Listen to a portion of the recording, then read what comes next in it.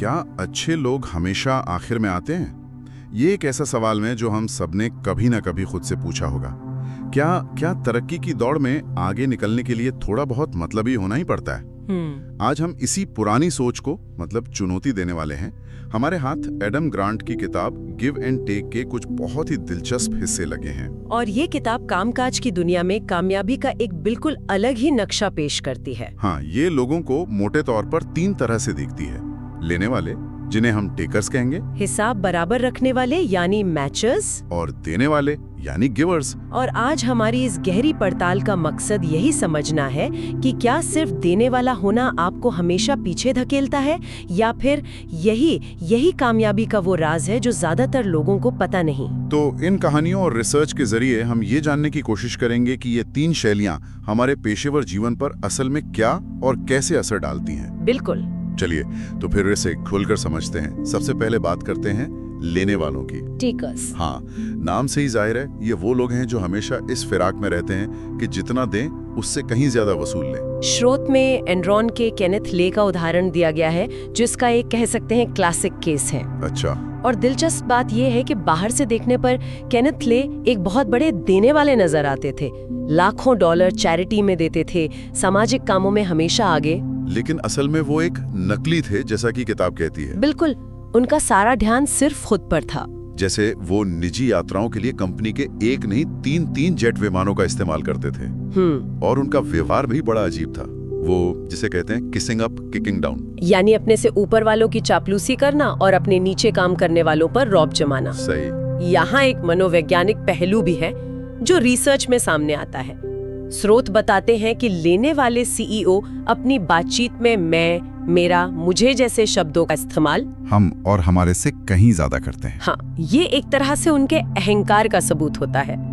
Enron के वार्षिक reports में केनेथ ले की तस्वीरें अक्सर पूरे पेज पर छपती थीं। अरे वाह। जबकि बाकी एग्जीक्यूटिव्स की छोटी-छोटी तस्वीरें होती थीं। ये सब कुछ कहता है। तो ये तो हुई लेने वालों की पहचान, लेकिन सब लोग ऐसे नहीं होते। बाकी 2 तरह के लोग इनसे कैसे अलग हैं?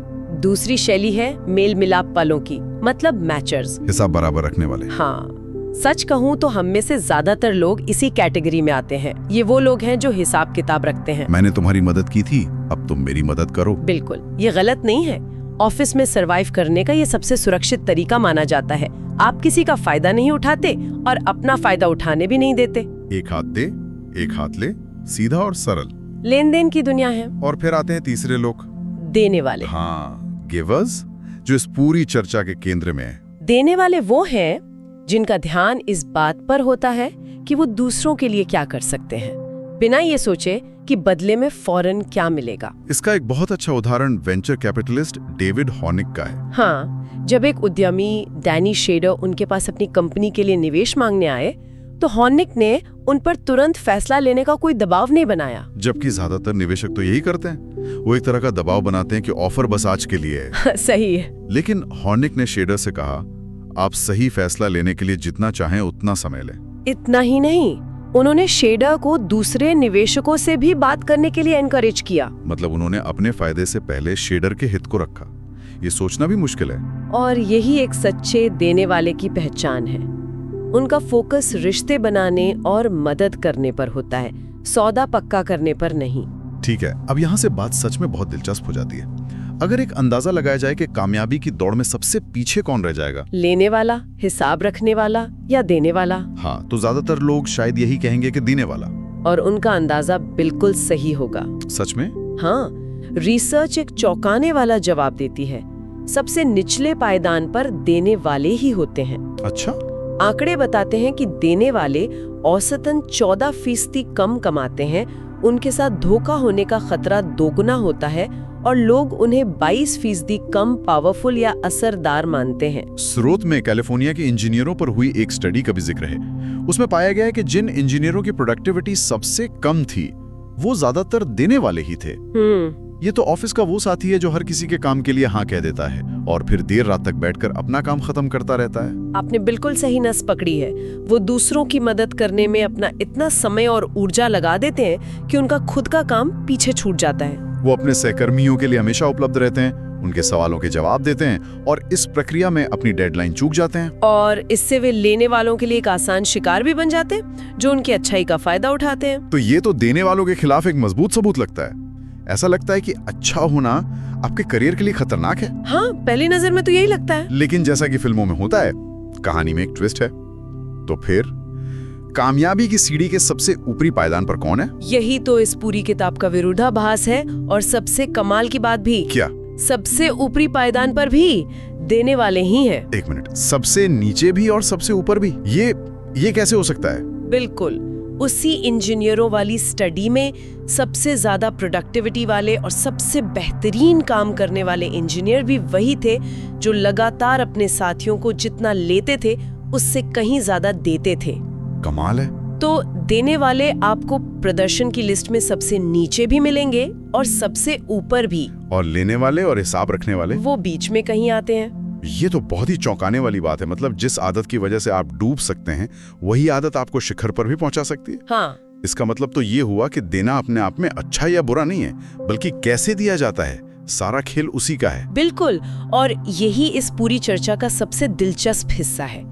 ये हमें सिखाता है कि हमें मदद करना बंद नहीं करना है, बल्कि और समझदारी से करना है। तो देने वाले ही सबसे नीचे हैं और सबसे ऊपर भी। ये तो एक पहेली जैसी बात है।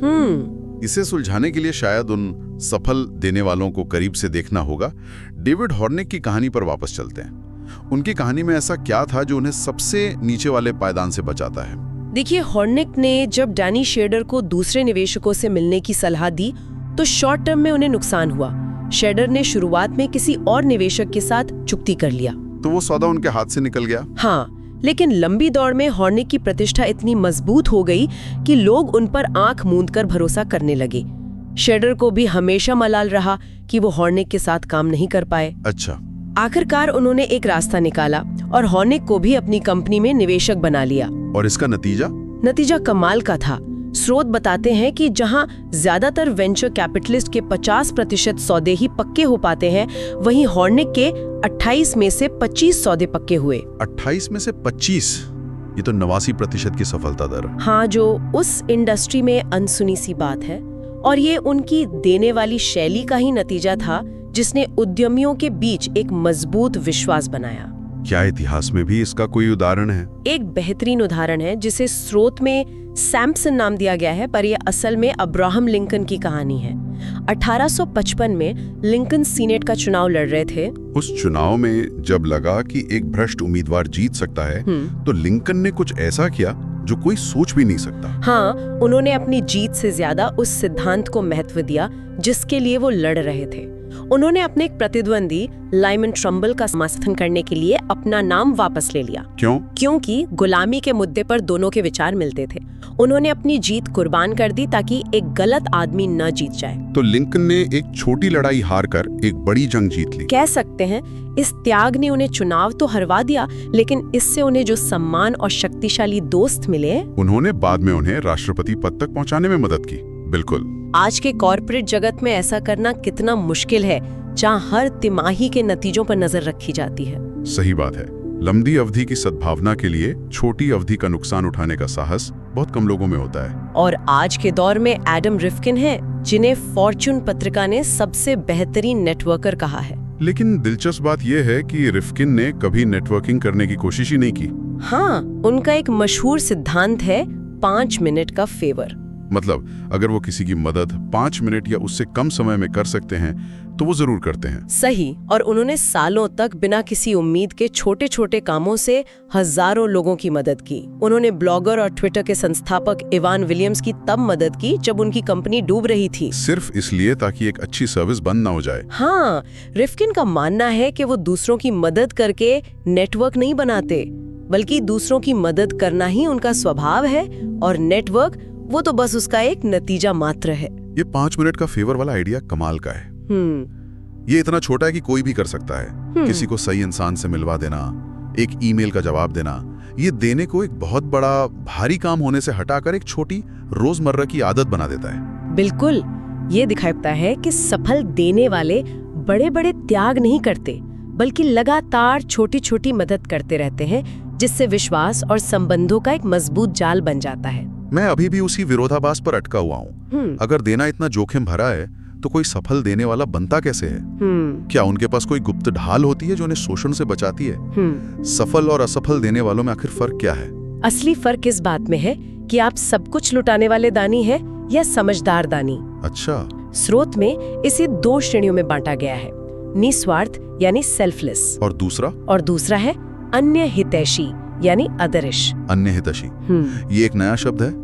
इसका क्या मतलब है? इसका मतलब है कि आप दूसरों के हितों की परवाह तो करते हैं लेकिन अपने हितों को भूल कर नहीं। ठीक है। निस्वार्थ देने वाले वो हैं जो दूसरों की इतनी चिंता करते हैं कि अपनी परवाह करना ही छोड़ देते हैं। ये लोग आसानी से थक जाते हैं यानी बर्नआउट का शिकार हो जाते हैं, और ये सीढ़ी के सबसे निचले पायदान पर मिलते हैं। हाँ, और अन्य हितैषी देने वाले वो भी दूसरों की बहुत चिंता करते हैं लेकिन साथ ही अपने हितों पर भी नजर रखते हैं। मतलब वो अपने लिए भी महत्वाकांक्षी होते हैं। हाँ, लेकिन उनकी महत्वाकांक्षा में दूसरों को नीचे गिराना शामिल नहीं होता। वो चुनते हैं कि कब, कहाँ, कैसे और किसे देना है। वो एक ही नाव में है, अकेले खेवनहार नहीं। ये सफल देने वाले हैं। बिल्कुल। इसका कोई उदाहरण है जो इस फर्क को साफ कर सके? बिल्कुल। फिलाडेल्फिया की एक स्कूल टीचर कॉनरे कालाहान की कहानी है। वो एक बहुत ही चुनौतीपूर्ण स्कूल में पढ़ाती थी और अपने काम के बोझ से पूरी तरह थक चुकी थी। बर्नआउट के कगार पर थी। हाँ। ऐसी स्थिति में तो कोई भी यही सोचेगा कि उसे कम काम करना चाहिए, खुद पर ध्यान देना चाहिए, कम देना चाहिए। सही है, यही हमारी पहली सोच होती है। लेकिन उन्होंने इसका उल्टा किया। क्या किया उन्होंने देना कम करने के बजाय और देना शुरू कर दिया, पर एक अलग और ज्यादा समझदारी वाले तरीके से। अच्छा। उन्होंने दूसरे नए शिक्षकों को मेंटोर करना शुरू किया और वंचित छात्रों के लिए एक प्रोग्राम शुरू किया। उन्होंने अपनी ऊर्जा उन जगहों पर लगाई जहां उन्हें अपने काम का असर साफ साफ दिख रहा था। अच्छा, तो उन्होंने मदद करना बंद नहीं किया, बस मदद करने का तरीका बदल दिया। बिल्कुल। और इस नए तरह के काम से उन्हें जो ऊर्जा और संतुष्टि मिली, उसने उनके मुख्य क्लासरूम वाले काम में भी नई जान फूंक दी। वो ये देख पाई कि उनकी मेहनत से वाकई फर्क पड़ रहा है, जिससे उनका बर्नआउट कम हो गया। और वो एक निस्वार्थ देने वाली से अन्य हितैषी देने वाली बन गई। तो ये अपनी ऊर्जा को सही जगह लगाने और ये सुनिश्चित करने के बारे में है कि आपकी मदद का कोई नतीजा निकल रहा है। हाँ, स्रोत में 100 घंटे के नियम का भी जिक्र है। 100 घंटे का नियम। हाँ, रिसर्च बताती है कि साल में 100 घंटे यानी हफ्ते में करीब 2 घंटे अपनी मर्जी से किसी की मदद करना या स्वयं सेवा करना हमारी ऊर्जा और खुशी के लिए सबसे अच्छा होता है। ये एक ऐसा स्तर है जहां आप एक सार्थक योगदान भी करते हैं और खुद पर जरूरत से ज्यादा बोझ भी नहीं डालते। सही। ये अन्य हितैषी होने का एक बहुत ही व्यावहारिक तरीका है। तो आज की हमारी इस गहरी पड़ताल का सार ये है कि कामयाबी का मतलब हमेशा ज्यादा लेना या बराबर का हिसाब रखना नहीं होता। नहीं। सबसे कामयाब लोग अक्सर अन्य हितैषी देने वाले होते हैं। वो लोग जो दूसरों के लिए गहरी चिंता को अपने हितों की एक स्वस्थ जागरूकता के साथ संतुलित करना जानते हैं। वे दुनिया को एक शून्य योग वाले खेल की तरह नहीं देखते, जहां किसी एक की जीत दूसरे की हार होती है। जैसा कि डेविड हॉर्निक ने कहा था, वो उस दुनिया में रहना चाहते हैं जिसमें वो रहना चाहते हैं। हाँ, ये दूसरों को नुकसान पहुंचाए बिना सफलता पाने के बारे में है, एक ऐसी दुनिया बनाने के बारे में जहां हर किसी की जीत हो। इस चर्चा के बाद हम सुनने वालों के लिए एक विचार छोड़ जाते हैं। अगली बार जब आप काम पर किसी से मिलें या कोई नया प्रोजेक्ट शुरू करें, तो सिर्फ ये ना सोचें कि मैं इससे क्या पा सकता हूँ, बल्कि एक पल रुककर ये भी पूछें कि मैं इसमें क्या योगदान दे सकता हूँ। ये छोटा सा बदलाव शायद कुछ ऐसे दरवाजे खोल दे जिनकी उम्मीद भी नहीं की होगी।